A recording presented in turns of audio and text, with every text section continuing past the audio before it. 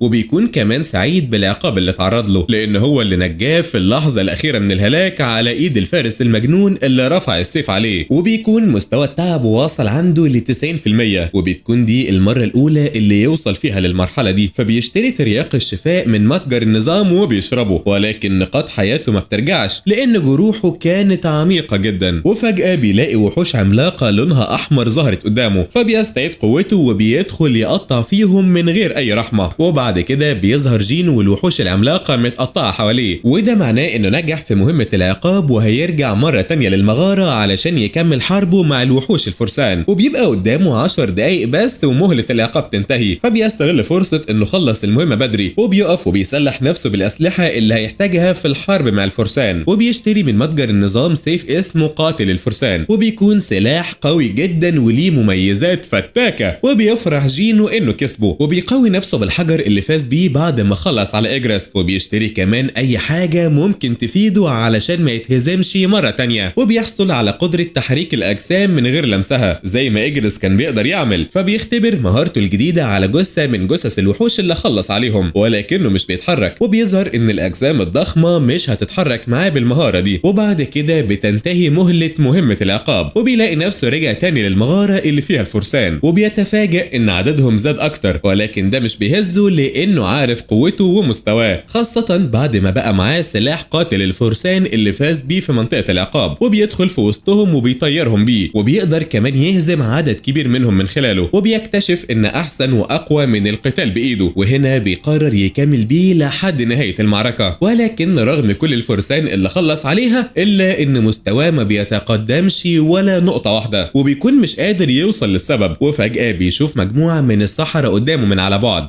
وبيستغرب هم ليه مش بيحاربوه مع الفرسان، وبتظهر قدامه بوابة سحرية بيخرج منها عدد أكبر من الفرسان. وهنا جينو بيفهم إن السحرة بيستخدموا سحر الاستدعاء كل ما بيخلص على عدد الفرسان وبيجيبوا عدد تاني غيره، وبيفهم إن الفرسان مجرد أسلحة بيستخدمها السحرة ضده علشان ما يحاربوهمش بنفسهم، وعلشان كده مستواه ما بيتقدمش لما بيهزمهم، وبيتحول هدفه من محاربة الفرسان لمحاربة السحرة والقضاء عليهم. وبعد كده بيتوجه عند السحرة وبينزل فيهم ضرب وتقطيع وبينتشر في المكان كله، وبيخلص على أي ساحر قدامه لحد ما بيحولهم كلهم لأشلاء. وساعتها بتتوقف البوابات السحرية عن إنتاج وحوش الفرسان، وفجأة بيهاجموا وحش عملاق من فصيلة الجولم، فبيتسلق جسمه وبيطلع على نجفة في السقف وبيقوم قاطع حبالها وموقعها كمان فوقه، ولكن بيرجع يواجهه تاني وبيوجه له كمان قبضة قوية جدا، ولكن جينو بيقدر يصدها بالسيف اللي معاه، وبيفضل يضغط على ايد الجولم لحد ما جسمه بيتشقق وبيقع قدامه على الارض وهو متفتت كده لقطع صغيرة، وبتجيله رسالة انه خلاص انهى المهمة ونجح فيها بعد ما قضى على كل الوحوش اللي واجهته. فبيخمن جينو انه هيترقى لوظيفة اعلى منها بعد كل نقاط القوة اللي جمعها دي. وهنا النظام بيبعت له رسالة وبيقول له ان مهما كانت الوظيفة اللي هينتقل ليها فالحرب هتفضل تطارده في كل مكان، وريحة الدم هتفوح من كل طريق هيمشي فيه. وفجأة النظام بيصدمه بالوظيفة اللي هو اترقى لها واللي بتكون عبارة عن حصد الارواح، وبيديله النظام مهارة انه يقدر يحول اي جثة لجندي على هيئة شبح علشان يقدر يحارب في صفه. وبيكون جينو مش عارف يقبل الوظيفة ولا يرفضها، وقال طب وانا بقاتل مستوياتي بتعلى ومهاراتي بتزيد، فممكن لو قبلت الوظيفة دي تكون ما فيهاش ترقية في المستويات. وبعد شوية تفكير كده بيقول لا، لان مستويات السحرة اعلى من مستويات الفرسان واسلحتهم كمان اقوى، يبقى اكيد لو قتلت هقدر اعلي مستوياتي وانا دلوقتي لازم ابقى اقوى واحد في العالم. وبيكتشف انه لازم يقبلها علشان يستفيد من الامتيازات اللي هيكسبها من خلالها. وهنا بيقبل جينو الوظيفة، وهنا النظام بيحوطه بهالة من الدخان الاسود وبيمده كمان بقوة تهيئه لوظيفته الجديدة، والقتال بيتحول لاسلوب حياة بالنسبة له، وبيروح وبيصحي اشباح الفرسان والسحرة اللي قضى عليهم من شوية وبيحولهم كمان لجيش بيسميه النظام بجيش الظلال، وبيحصل جينو على لقب ملك الظل. وبيفكر جينو في انه يقدر يسخر شبح من الطبقة العالية لصالحه علشان يعني يستفيد من مهاراته، واول شبح بيجي في باله طبعا هو شبح اجرس، فبيروح عند جثته وبيقول كمان كلمة السر علشان يصحي الشبح بتاعه. وساعتها بيخرج من اجرس دخان اسود كتير في اتجاه جينو، وبيفشل كمان في انه يستدعي روحه، وبيتبقى له محاولتين بس علشان يقدر يصحيه. ووقتها جينو بيكرر المحاولة مرة تانية ولكنها برضه بتفشل. وساعتها جينو قال لإجرس انت فارس ومهمتك حماية الملك، ولو انت مستني الملك بتاعك فهو مش موجود، وانت ما ينفعش تحمي عرش فاضي من غير ملك، ولو مش عايز سيفك يصدي هنا في المكان ده يبقى انا بعرض عليك تحميني انا واكون الملك الجديد، وكفاية عليك بقى حماية العرش الفاضي. وبيستخدم كلمة السر وبيحاول المحاولة الثالثة والأخيرة، وهنا بنلاقي إجرس فعلا بتخرج منه قوة سحرية كبيرة جدا، والشبح بتاعه بيحضر في المكان وبينضم كمان لجيش الظلال مع باقي أشباح الفرسان والسحرة اللي واقفين ورا جينو، وكلهم بيخضعوا لسيطرة جينو من غير أي تفكير، وبيكونوا مستنيين إشارة بس منه علشان ينفذوا أمره، وبيكونوا حرفيا زي الخاتم في صباعه، وقال لهم أنا هعتمد عليكم في كل اللي جاي. وبكده بيخلص الموسم الأول من سولو ليفلينج اللي هي حكاية جين. لو لسه جديد في القناة اشترك دلوقتي وانضم لجيش انمي كليب علشان تتابع معانا الموسم الجديد، وما تنساش تقولوا لنا رأيكم في التعليقات اللي بيهمنا وبيدعمنا، واشوفكم بقى في حلقات ومواسم انمي جاية كتير يا احلى متابعين. سلام.